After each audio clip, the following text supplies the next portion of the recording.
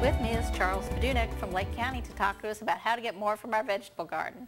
Welcome, Charles. Hi, Julie. So how are we supposed to go about getting more vegetables from our vegetable garden? Well, it's really, vegetable gardening is probably the most productive thing we can actually do in the home situation because of what you gain back from the space that you utilize. But there's always tricks on how to make it more efficient, to get more production out of it. And there's just so many things they could do. If they're growing in the ground, the trick is always to have good soil. And you want to prepare that soil way ahead of time before planting. And normally that entails, especially here in Florida, is finding some way of finding a good compost material that you can work into your soil. Now, compost needs to be well decomposed. We don't want grass clippings or leaves and stuff. That's as a mulch.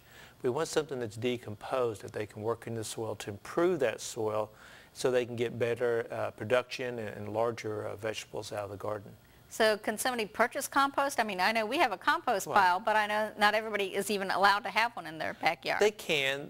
We don't have a lot of them in the area. A lot of our dairies and stuff have moved off, and those were used to be excellent sources for things of this nature. But if you have a friend or somebody who's composting, if you can't, purchasing compost works, but it can get expensive.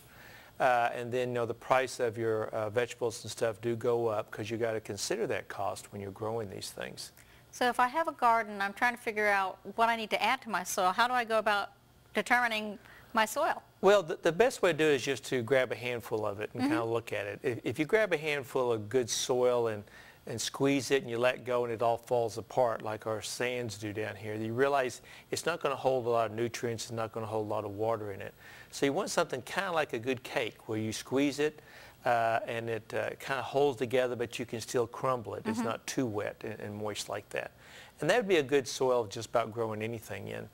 Now, they can also take it into a lot of the extension offices. In Lake County, we test the pH. Sumter County will do some testing for them. And they can find out some basics. If they want to know more information, they need to get the forms and send it off to like Gainesville to have it checked where they can check for some nutrient level and they can gain some more information on it. Okay, so after I get my soil, all my soil taken care of, what's the next thing I should be looking at? Well, if they're growing in the ground, it's just trying to make as much use of that space as possible. Keeping a journal is always a great idea to write down what you've grown in the past, how many you tried. If you're like me, I plant something and it grows up and oh, it looks so good, and I take a bite of it and realize that's what I grew last year and I didn't like it last year either. So try not to repeat the same mistakes. Learn from those. And a journal will allow you to write things down, when you started things, what varieties you tried, what problems you had with those so that you don't repeat the same mistakes. Or if you had the best tomato ever and the next year you go to buy seeds or to buy the plant and it's like, what was that? And then you can't remember. Exactly. You can't remember the variety that you actually wanted, that you grew last year. But that's always important, is keeping some kind of documentation. Maybe even a little sketch of the garden you're doing in the ground. And also, if you do have some problems, it's really important that they actually take the time to take them into maybe one of the plant clinics that are offered, like we do at our extension office, to find out what was the problem was. Because a lot of the disease problems, say you're growing one tomato plant, it just may not be worth it to put it back in the ground to go to the expense and time where that one tomato in a container would do great. That's okay. So when we're trying to decide how much to plant and how to utilize their space, what are some recommendations for figuring out what to plant where and more importantly, how much to plant? Exactly. Well, the first thing to do is kind of make a list of the people in the house and see what they like. You want to grow things that people are going to eat.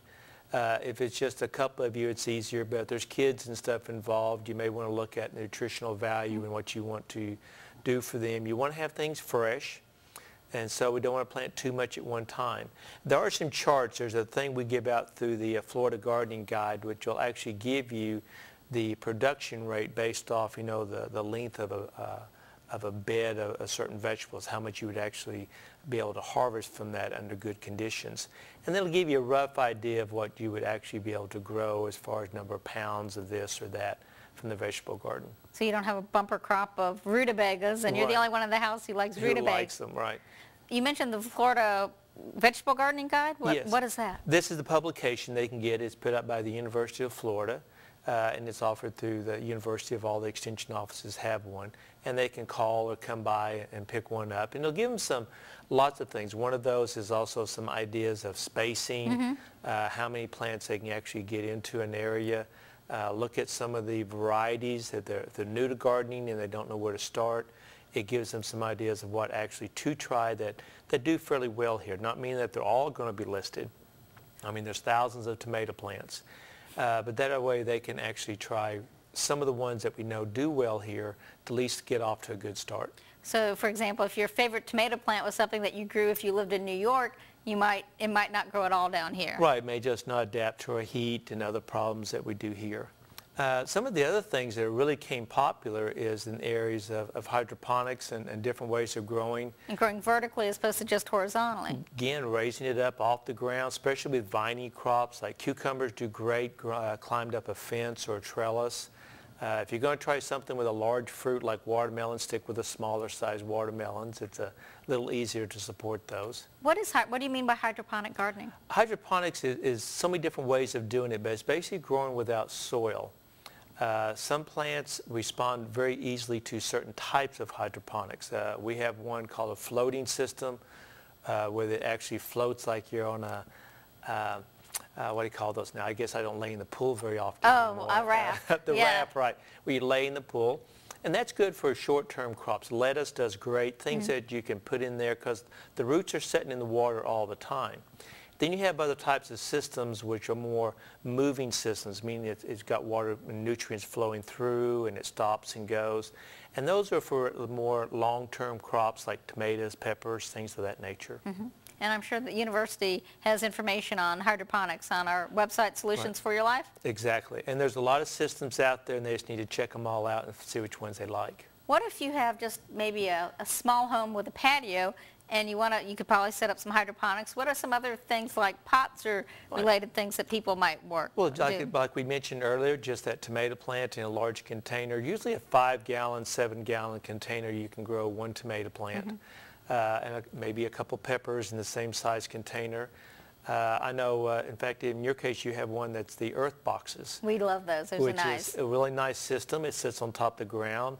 It actually has a reservoir of water and nutrients underneath it, and so you basically fill it, and it's basically self-watering and supplies the nutrients, so it's not always having to check it. You can get away for the weekend without having to worry about coming back and your garden will be all dried up. It is nice trying to make things easy. So what do you think are some of the most important things that somebody should think about when they're getting the most out of their vegetable garden? Well, to be successful, they have to plant it. They have to take a little time beforehand to think about what they want to grow, use any past experience they have of what they've grown, maybe as kids or anything else. Listen to your neighbors and ask them questions, but realize, everybody's got their own tweaks in how they grow and what they've been doing, so you may or may not be able to grow the same thing your neighbor does, but you can come pretty close. Great. Well, thank you, Charles.